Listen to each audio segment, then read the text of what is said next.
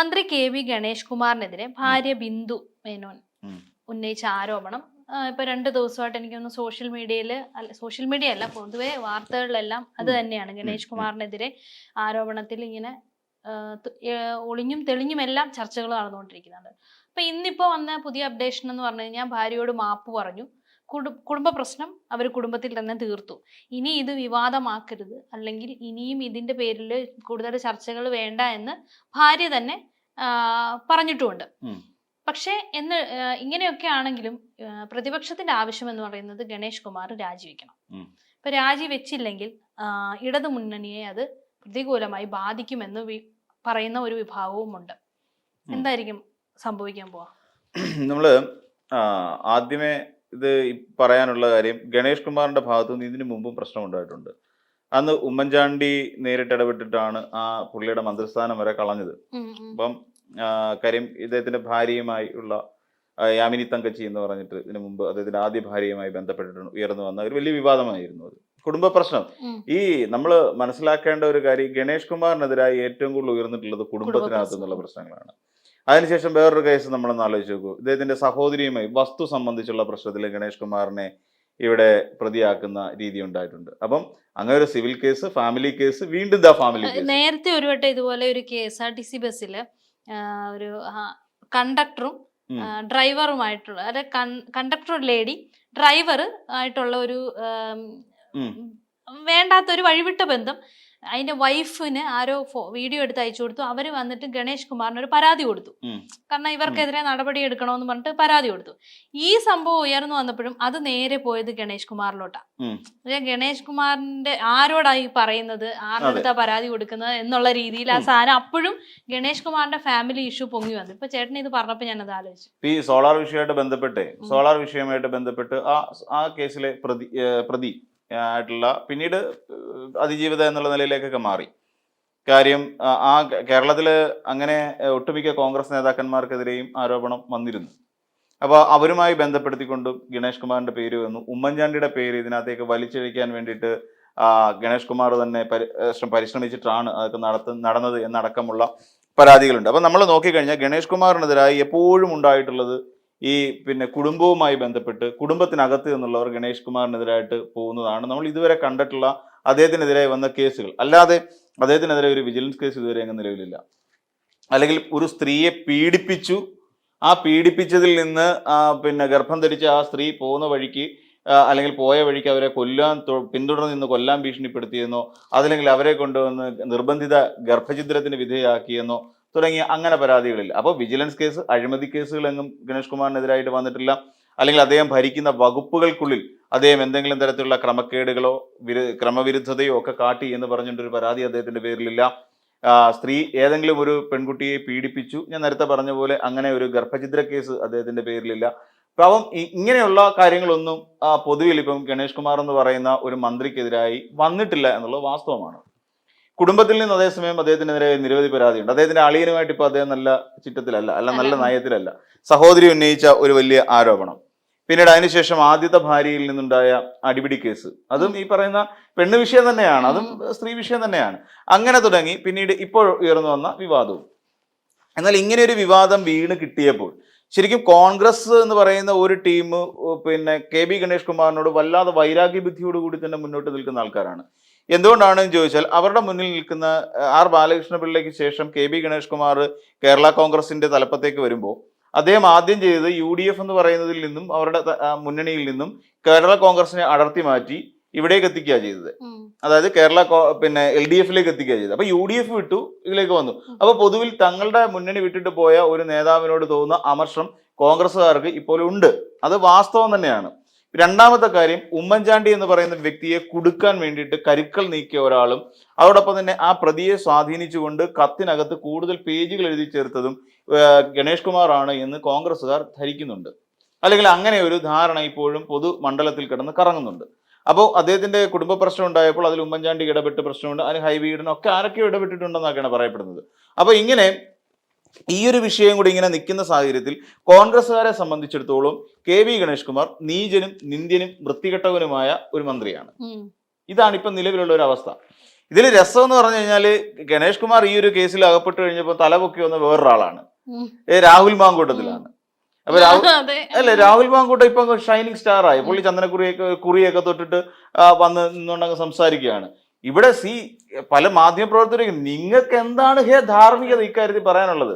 ഗണേഷ് കുമാർ രാജിവെക്കണമെന്ന് ആവശ്യപ്പെടാൻ ധാർമ്മികമായി യാതൊരു ഉത്തരവാദിത്വവും അല്ലെങ്കിൽ അർഹതയും ഈ പറയുന്ന രാഹുൽ മാങ്കൂട്ടത്തിൽ ഇല്ല. ഈ രാഹുൽ മാങ്കൂട്ടവും ഇനി ഞാൻ രണ്ടുപേരും കമ്പയർ നോക്കിക്കഴിഞ്ഞാൽ രാഹുൽ മാങ്കൂട്ടം കാണിച്ചത് വേറെ, പിന്നെ ഗണേഷ് കുമാർ കാണിച്ചത് വേറെ. എന്താ ഇപ്പൊ ഗണേഷ് കുമാറിന്റെ വാളകത്തുള്ള വീട്ടിൽ അവർ പറയുന്ന പരാതിക്ക് അനുസരിച്ചാണെങ്കിൽ ഒരു സ്ത്രീയുമായി അദ്ദേഹം അവിടെ അടുത്തിടെ ഇടപഴകുന്നതായിട്ട് ഭാര്യ വന്ന് കയറിയപ്പോ കണ്ടു. സത്യം പറഞ്ഞാൽ, പച്ചയ്ക്ക് പറഞ്ഞാൽ, ഭാര്യയുടെ ദൃഷ്ടിയിൽ വെച്ച് നോക്കുമ്പോൾ അവിഹിതം സംഭവിച്ചു. ഈ അവിഹിതം സംഭവിക്കുന്ന സാഹചര്യത്തിൽ അവിഹിതത്തിൽ പങ്കാളിയായ മറ്റൊരു സ്ത്രീയുണ്ട്. ആ സ്ത്രീ എന്നാൽ ഇതേ പീഡിപ്പിച്ചു എന്ന് പറഞ്ഞുകൊണ്ട് ഒരു പരാതി എങ്ങും കൊടുത്തിട്ടില്ല. ആ സ്ത്രീ ഇതുമായി ബന്ധപ്പെട്ടോ അല്ലെങ്കിൽ ഗണേഷ് കുമാറിൽ നിന്ന് ഗർഭിണിയാണെന്നോ അത് ഗർഭഛിദ്രം നടത്താൻ വേണ്ടി പ്രേരിപ്പിച്ചോ എന്നോ ആ സ്ത്രീ എവിടെയും മൊഴി കൊടുത്തിട്ടില്ല. ഭാര്യ വന്ന് കണ്ടു, ഫോട്ടോസ് എടുത്തു. അപ്പൊ സ്വാഭാവികമായിട്ടും തനിക്കെതിരായി ഭാര്യ മുന്നോട്ട് പോവാതിരിക്കാൻ വേണ്ടി ഭാര്യയെ തടഞ്ഞു. ഇതാണ് ഗണേഷ് കുമാർ ചെയ്തത്. സ്വാഭാവികമായും ഏത് ഭർത്താവ് ആണെങ്കിൽ തന്നെയും ചെയ്യുന്ന ഒരു സ്വാഭാവിക നടപടിയായി മാത്രമേ അതിനെ കാണാൻ കഴിയൂ. ഇപ്പൊ എന്താ സംഭവിച്ചത്? ഈ അദ്ദേഹത്തിന്റെ രാജിക്ക് വേണ്ടി മുറവിളി കൂട്ടിക്കൊണ്ടിരുന്ന ആളുകളും എല്ലാവരും കൂടെ മാധ്യമ പ്രവർത്തകരും ആകെപ്പാടെ പെട്ടു എന്ന് പറയുന്ന അവസ്ഥയിലല്ലേ അവരെന്താ പറയുക? ഈ ഞങ്ങളുടെ കുടുംബ പ്രശ്നമാണ്. ആ കുടുംബ പ്രശ്നത്തിൽ മന്ത്രി എന്നെ വിളിച്ചിരുന്നു, ഗണേഷ് കുമാർ എന്നെ വിളിച്ചു, മാപ്പ് പറഞ്ഞു, കഴിഞ്ഞു പ്രശ്നം. ഇനി ഇത് പൊതുധാരയിലിട്ട് ചർച്ച ചെയ്യുന്നതിനോ ഇത് വേറൊരു തലത്തിലേക്ക് കൊണ്ടുപോകുന്നതിനോ ഞങ്ങൾക്ക് താല്പര്യമില്ല എന്ന് പറഞ്ഞു. അപ്പൊ അവരുടെ കുടുംബ പ്രശ്നം ഒതുക്കി തീർത്ത് അവര് രമ്യതയിലെത്തി, ഭാര്യയും ഭർത്താവ് ഒരുമിച്ച് ജീവിച്ചു പോകുന്നു. ഞങ്ങൾ ഡിവോഴ്സ് ചെയ്യാൻ തയ്യാറാവുന്നില്ല. അവർ പറഞ്ഞാണ് അവർ ഈ ക്രിസ്തീയ വിശ്വാസ പ്രകാരം ജീവിക്കുന്നവരാണെന്നാണ് പറയുന്നത്. അപ്പൊ ഞങ്ങൾക്കിനിയും ഡിവോഴ്സ് ചെയ്യുന്നതിനോട് ഞങ്ങൾക്ക് താല്പര്യമില്ല. കാര്യം അവരുടെ ക്രിസ്തീയ സഭയുമായി ബന്ധപ്പെട്ടുകൊണ്ട് ഇങ്ങനെ ഒന്നും ചെയ്യാൻ പാടില്ല എന്ന് പറയുന്ന ഒരു നയമുണ്ട്. അവരുടെ ബൈബിളിൽ തന്നെ പറഞ്ഞിട്ടുള്ള കാര്യമാണ് അത്രേ. അപ്പൊ അതുകൊണ്ട് ഞങ്ങൾ ഡിവോഴ്സ് ചെയ്യാൻ തയ്യാറാവുന്നില്ല എന്നുള്ളതാണ് പറയുന്നത്. ഇവിടെ നമ്മൾ നോക്കേണ്ടത് ഉമ്മൻചാണ്ടിക്കെതിരായി വിവാദം ഉണ്ടാക്കി എന്ന് പറയുന്നു. ഇതിനു മുൻപ് നമ്മൾ ചർച്ചയിൽ പല ആവർത്തി പറഞ്ഞിട്ടുള്ള ഉമ്മൻചാണ്ടി ആരാണ് ക്രൂശിച്ചത്? ഉമ്മൻചാണ്ടിയെ ക്രൂശിച്ചത് ആരുടെ താല്പര്യപ്രകാരമായിരുന്നു? എന്തിനു വേണ്ടിയാണ് ഉമ്മൻചാണ്ടി എന്ന് പറയുന്ന വ്യക്തി ക്രൂശിക്കപ്പെട്ടത്? ഇത്രയും ചോദ്യങ്ങൾ നമ്മുടെ മുന്നിലുണ്ട്. ഉമ്മൻചാണ്ടി ക്രൂശിച്ചു എന്ന് പറയുമ്പോൾ ഉമ്മൻചാണ്ടിയെ ഈ പറയുന്ന ഒരു പരാതി ഉയർത്തിക്കൊണ്ടു വന്നത് ഇടതുപക്ഷമല്ല എന്നൊരു 1000 ആവർത്തി പറഞ്ഞാലും ജനങ്ങൾക്ക് ബോധ്യപ്പെടുന്നില്ല. ഉമ്മൻചാണ്ടിക്കെതിരായി പരാതി ഉണ്ടായത് കോൺഗ്രസിന്റെ പാളയത്തിൽ നിന്നാണ്. ഉമ്മൻചാണ്ടി എന്ന് പറയുന്ന ഒരാളെ മുഖ്യമന്ത്രി സ്ഥാനത്ത് നിന്ന് മാറ്റി പകരം തനിക്ക് കയറിയിരിക്കാൻ വേണ്ടിയിട്ടാണ് ഈ തിരുവഞ്ചൂർ രാധാകൃഷ്ണൻ അടക്കമുള്ള ആഭ്യന്തര വകുപ്പ് മന്ത്രിമാർ ശ്രമിച്ചുകൊണ്ടിരുന്നത്. അദ്ദേഹത്തെ അവിടെ നിന്ന് പിടിച്ച് പടിക്ക് പുറത്താക്കണം. ഇല്ല എന്നുണ്ടെങ്കിൽ എന്തിനാണ് അദ്ദേഹം UN അവാർഡ് മേടിക്കാൻ പോയ സമയത്ത് തന്നെ കൃത്യമായി ഇവിടെ കേരളത്തിൽ അറസ്റ്റ് ഉണ്ടായത്? എങ്ങനെ? മുഖ്യമന്ത്രി എന്ന സ്ഥാനത്തിരിക്കുന്ന ഉമ്മൻചാണ്ടി അറിഞ്ഞിട്ട് പോലുമില്ല ഇവിടെ തിരുവഞ്ചൂർ രാധാകൃഷ്ണൻ ഈ പേപ്പർ മൂവ് ചെയ്തപ്പോൾ. അല്ലെങ്കിൽ ജീവനോടെ KC ജോസഫ് ഇപ്പോഴും ജീവനോട് ഇരിപ്പുകൊണ്ട് അദ്ദേഹം പറഞ്ഞു കഴിഞ്ഞ കാര്യമല്ലേ? ഉമ്മൻചാണ്ടി അറിയുന്നില്ല. ഉമ്മൻചാണ്ടി TV വെച്ച് നോക്കുന്ന സമയത്താണ് ജോപ്പനെ അറസ്റ്റ് ചെയ്തതായിട്ട് കാണുന്നത്. ഇവിടുത്തെ ആഭ്യന്തര വകുപ്പ് മന്ത്രിയായിരിക്കുന്ന ഒരാൾക്ക് മുഖ്യമന്ത്രിയുടെ അറിവോ സമ്മതവും ഇല്ലാതെ എങ്ങനെ ഇങ്ങനൊരു നീക്കം നടത്താൻ കഴിയുന്നു? അപ്പൊ മുഖ്യമന്ത്രിക്ക് പുല്ലുവിലയാണ് ഇദ്ദേഹം കൽപ്പിച്ചതെന്നല്ലേ മനസ്സിലാക്കാൻ കഴിയൂ തിരുവഞ്ചൂർ രാധാകൃഷ്ണൻ. എന്തിനു വേണ്ടിയിട്ടാണ്? ഉമ്മൻചാണ്ടിയെ പുറത്താക്കുക. ഉമ്മൻചാണ്ടി നീതിമാനാണോ? അല്ല. ഉമ്മൻചാണ്ടി ഒരു ഘട്ടത്തിൽ പോലും നീതിമാനായ വ്യക്തി എന്ന് പറയാൻ പറ്റില്ല. അദ്ദേഹം മരണശേഷം മാത്രം നീതിമാനായതാണ്. ഇനി നമ്മൾ ഈ ഉമ്മൻചാണ്ടിയെ കുറിച്ച് പലരും പറഞ്ഞിട്ടുള്ളത്, സ്വന്തം പാർട്ടിയിൽപ്പെട്ട കെ മുരളീധരൻ ഇപ്പൊ ഉമ്മൻചാണ്ടിയെ വാഴ്ത്തിപ്പാടുന്നുണ്ടല്ലോ. ഇതിനു മുമ്പ് ഈ കെ മുരളീധരനും എറണാകുളത്ത് വെച്ച് നടന്ന ഡിക്കിന്റെ റാലിയിൽ വെച്ച് എന്താ പറഞ്ഞത്? ഉമ്മൻചാണ്ടി കള്ളക്കടത്തുകാരുടെയും കരിഞ്ചന്തക്കാരുടെയും ഏജന്റ് ആണെന്ന് പറഞ്ഞു. എന്താ അങ്ങനെ ആയിട്ടല്ലേ പറഞ്ഞിട്ടുണ്ടാവുക? അവ കെ മുരളീധരൻ ഇതിനെ കുറിച്ച് അറിയാമല്ലോ. കൂടെ കിടക്കുന്നതിന് രാപ്പിനെ അറിയുമെന്നൊരു ചൊല്ലുണ്ട് എന്ന് പറയുന്ന പോലെ എന്തുകൊണ്ടാണ് ഇത്ര ധൈര്യമായിട്ട് കെ മുരളീധരൻ അന്നത് വിളിച്ചു പറഞ്ഞത്? ഇവിടെ പാവപ്പെട്ടവരെയും പട്ടിണിക്കാരെയും തെരുവിലിറക്കിയവനാണ് എന്ന് പറഞ്ഞു. എന്താ അതിന്റെ അർത്ഥം? ഈ പറഞ്ഞ ജനസമ്പർക്ക പരിപാടി, അവാർഡ് വരെ കിട്ടിയ പരിപാടി ജനസമ്പർക്ക പരിപാടി. ആ ജനസമ്പർക്ക പരിപാടിയിൽ ഈ പാവപ്പെട്ടവര് വണ്ടി പിടിച്ചും നടന്നും തിണ്ണ നിരങ്ങി ഇരിക്കാൻ എത്രയോ മണിക്കൂറുകൾ കാത്തുകിട്ട് കിടക്കേണ്ടി വന്നു, ഒരു തണല് പോലും ഇല്ലാതെ. ഈ പറയുന്ന അംഗപരിമിതരായ ആൾക്കാര്, കണ്ണിന് കാഴ്ചയില്ലാത്ത ആൾക്കാർ, ഇവരെല്ലാം എന്തോരം കഷ്ടപ്പെട്ടു എന്നറിയാവോ? എന്നിട്ട് ഈ പറയുന്ന ജനസമ്പർക്ക പരിപാടിയിലൂടെ ആരുടെയെങ്കിലും പ്രശ്നങ്ങൾ പരിഹരിക്കപ്പെട്ടുവോ? ഇല്ല. അപ്പൊ അതൊരു വലിയ എന്താ പറയുക കെട്ടിച്ചമയ്ക്കൽ മാത്രമായിരുന്നു. ഈ പറയുന്ന ഉമ്മൻചാണ്ടി തന്നെ കേരളത്തിന്റെ പല ഭാഗങ്ങളിൽ ഏറ്റവും ഒടുവിൽ വന്നപ്പോൾ പല്ലു കുഴിഞ്ഞു എന്നുള്ളതാണ് വാസ്തവം. ഇവിടെ കെ കരുണാകരനെ പുറത്താക്കാൻ വേണ്ടിയിട്ട് ചാരക്കേസ് എങ്ങനെ ഉണ്ടായി? ആരാണ് കാരണം ചാരക്കേസ് ഉണ്ടാവാൻ? ചാരക്കേസ് എങ്ങനെയുണ്ടായി? ആർക്ക് വേണ്ടിയിട്ടാണ് ഇത്? രമൺ ശ്രീവാസ്തവ അടക്കമുള്ള ആൾക്കാരുമായി ബന്ധപ്പെടുത്തിക്കൊണ്ട് എങ്ങനെ ഈ കേസ് കെട്ടിച്ചമയ്ക്കപ്പെട്ടു? എന്നിട്ട് ഇതിൽ ബലിയാട് കരുണാകരൻ എങ്ങനെ ബലിയാടായി? കരുണാകരൻ അറിഞ്ഞ പോലും കാര്യമല്ല. കരുണാകരൻ എങ്ങനെ ബലിയാടായി? ഒടുവിൽ അദ്ദേഹം എങ്ങനെ രാജിവെക്കേണ്ടി വന്നു കരുണാകരൻ? അപ്പൊ ഇങ്ങനെ തുടങ്ങി നീതിമാനേ അല്ലാത്തൊരു വ്യക്തിയാണ് പിന്നെ നമ്മുടെ ഉമ്മൻചാണ്ടി എന്ന് പറയുന്ന ഒരാള്. ഉമ്മൻചാണ്ടി നീതിമാനായത് എപ്പോഴാണെന്ന് ചോദിച്ചാൽ ഉമ്മൻചാണ്ടി ഈ കേസുമായി ബന്ധപ്പെട്ടുകൊണ്ട്, എന്നിട്ട് ആ സമയത്തൊന്നും കോൺഗ്രസ്സുകാർ പറഞ്ഞില്ലല്ലോ ഉമ്മൻചാണ്ടി അങ്ങനെ ഒരു തെറ്റ് ചെയ്തിട്ടില്ല എന്ന്. എത്ര കോൺഗ്രസ്സുകാർ നെഞ്ചി കൈ വെച്ച് പറഞ്ഞിട്ടുണ്ട്? ഈ സോളാർ കേസുമായി ബന്ധപ്പെട്ടുകൊണ്ട് ഒരുത്തനും ഒരാളും പറഞ്ഞിട്ടില്ല എന്നുള്ളതാണ് വാസ്തവം. അപ്പം ഉമ്മൻചാണ്ടി ജീവിച്ചിരുന്ന കാലം അത്രയും ഉമ്മൻചാണ്ടി നെറികെട്ടവനും കഴിമതിക്കാരനും കള്ളക്കടത്തുകാരനും കരിഞ്ചന്തക്കാരനും ഒക്കെ ആയി മാറി. അവിടെ ഈ കോൺഗ്രസിന്റെ ഇരട്ടത്താപ്പ് എന്ന് പറയുന്ന കാര്യമാണ്. എന്നിട്ട് പിന്നെ ഒന്ന് ആലോചിച്ച് നോക്കൂ, അതേ കരിഞ്ചന്തക്കാരനായി കൊള്ളക്കടത്തുകാരനായി എല്ലാമായി. അദ്ദേഹത്തിന്റെ CD തിരക്കി ഇവിടെ അദ്ദേഹത്തെ വാഴ്ത്തിപ്പാടിക്കൊണ്ടിരുന്ന മാധ്യമങ്ങൾ കോയമ്പത്തൂർ വരെ പോയി അല്ലെ. എന്നിട്ട് ഇപ്പൊ ഉമ്മൻചാണ്ടി മാന്യനായി. ഈ പറയുന്ന ഉമ്മൻചാണ്ടിയുടെ കാലം ഏറ്റവും വലിയ അഴിമതിക്കാലമാണെന്ന് പറഞ്ഞ മുൻനിരയിലെ നേതാക്കന്മാരുണ്ടെന്നേ തിരുവഞ്ചൂര് പറഞ്ഞിട്ടുണ്ട്, പിന്നെ TM ജേക്കബ് പറഞ്ഞിട്ടുണ്ട്, VD സതീശൻ പറഞ്ഞിട്ടുണ്ട്, പിന്നെ AK ആന്റണി പറഞ്ഞിട്ടുണ്ട്. AK ആന്റണി മുതലക്കണ്ണീർ ഒഴുക്കിയത് കണ്ടായിരുന്നല്ലോ അന്ന് അദ്ദേഹത്തിന്റെ മരണവുമായി ബന്ധപ്പെട്ടുകൊണ്ട്. ഈ AK ആന്റണി പോലും പറയും ഇതുപോലൊരു അഴിമതി നിറഞ്ഞ ഭരണകാലം ഞാൻ കണ്ടിട്ടില്ലെന്നാ പറഞ്ഞത് ഈ ഉമ്മൻചാണ്ടിയുടെ ഭരണകാലത്തെ കുറിച്ച്. അപ്പം അദ്ദേഹം ജീവിച്ചിരുന്ന സമയത്ത് അദ്ദേഹത്തെ മര്യാദയ്ക്ക് ഭരിക്കാൻ പോലും വിടാതെ അദ്ദേഹത്തെ നാൾക്ക് നാൾ ക്രൂശിച്ചവരാണ് ഈ കോൺഗ്രസ്സുകാർ. അവരുടെ കൂട്ടത്തിലുള്ള എല്ലാ നേതാക്കന്മാരും ഓരോ ഗ്രൂപ്പുകളല്ലേ. പിന്നെ വേറൊരു കാര്യം, കൊടുത്താൽ കൊല്ലത്തും കിട്ടുമെന്നൊരു ചൊല്ലുണ്ട് എന്ന് പറയുന്നത് പോലെ ഉമ്മൻചാണ്ടി അവസാന നാളുകളിൽ ഉമ്മൻചാണ്ടിക്ക് പണ്ട് ചെയ്തതെല്ലാം തിരിച്ചടിച്ചു എന്ന് പറയുന്നത് ശരി. എന്നിട്ട് ഇപ്പൊ അതിനെല്ലാം കാരണക്കാരൻ ഗണേഷ് കുമാറാന്ന് പറഞ്ഞിട്ട് വല്ല കാര്യമുണ്ടോ? എന്നിട്ട് ഈ പറയുന്ന നീതിമാന്മാരെല്ലാം അവിടെ ഗണേഷ് കുമാറിനെ ഉടുത്തിട്ട് വല്ല കാര്യമുണ്ടോ? ഗണേഷ് കുമാർ തെറ്റ് ചെയ്തു. ഗണേഷ് കുമാർ പറയുന്ന 5000-ഓളം പ്രണയമുണ്ട്, ആയിക്കോട്ടെ, അത് അദ്ദേഹത്തിന്റെ വ്യക്തിപരമായ കാര്യമാണ്. അല്ലാതെ ഖജനാവിന്ന് ഒരു രൂപ കാശ് പോലും എടുത്തിട്ടില്ല അങ്ങനെ ആർക്കും ചെലവിന് കൊടുക്കുന്നത്. അല്ലെങ്കിൽ ആദ്യ ഭാര്യയ്ക്ക് വേണ്ടി അദ്ദേഹം 28 മില്യൺ അങ്ങോട്ട് കൊടുത്തെന്നാ പറയുന്നത്. അതൊന്നും എടുത്തിട്ട് പിന്നെ അത് നമ്മുടെ കേരളത്തിന്റെ ഖജനാവിന്ന് എടുത്ത് കൊടുത്തൊന്നുമല്ല. അദ്ദേഹം ഭരിക്കുന്ന വകുപ്പ് ട്രാൻസ്പോർട്ട് നഷ്ടത്തിലോടി പിന്നെ ഇത് അവസാനിപ്പിക്കാൻ പോവാന്ന് പറഞ്ഞ കോൺഗ്രസ് പാർട്ടിയിൽ നിന്ന് ഏറ്റെടുത്ത് അദ്ദേഹം ഈ വകുപ്പിനെ കൊണ്ട് എത്തിച്ചിരിക്കുന്നത് എവിടെ വരെയാണെന്ന് നമുക്കറിയാൻ പറ്റും.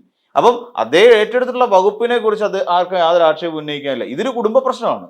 ആ കുടുംബ പ്രശ്നം എങ്കിലും ഉയർത്തിക്കാണി. കാര്യം എന്താ, ഇവരുടെ കൂട്ടത്തിലുള്ള ഈ നേരത്തെ ഉണ്ടായെന്ന് പറഞ്ഞൊരു പെണ്ണ് കേസ് ഉണ്ടല്ലോ, ഈ പെണ്ണ് കേസുമായിട്ട് ബന്ധപ്പെട്ട് KC വേണുഗോപാൽ അടക്കമുള്ള മുൻനിര നേതാക്കന്മാരുടെ എല്ലാം പേരാ ഡയറിക്കകത്തുണ്ടായിരുന്നു.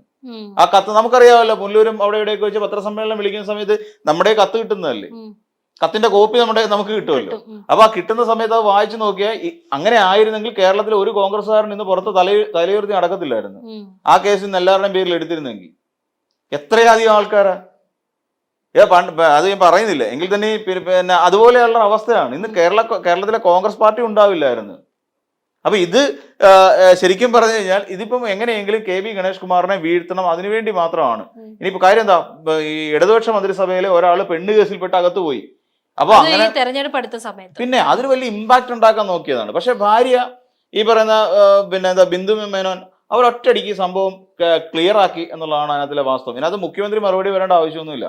അവര് പിന്നെ ഭാര്യയെ ഉപദ്രവിച്ചിട്ടില്ല, ശാരീരികമായി പീഡിപ്പിച്ചിട്ടില്ല, രാജിവെക്കേണ്ട ആവശ്യമില്ല. അല്ലെങ്കിൽ ഗാർഹിക പീഡനം എങ്ങനെ ഫയൽ ചെയ്യും?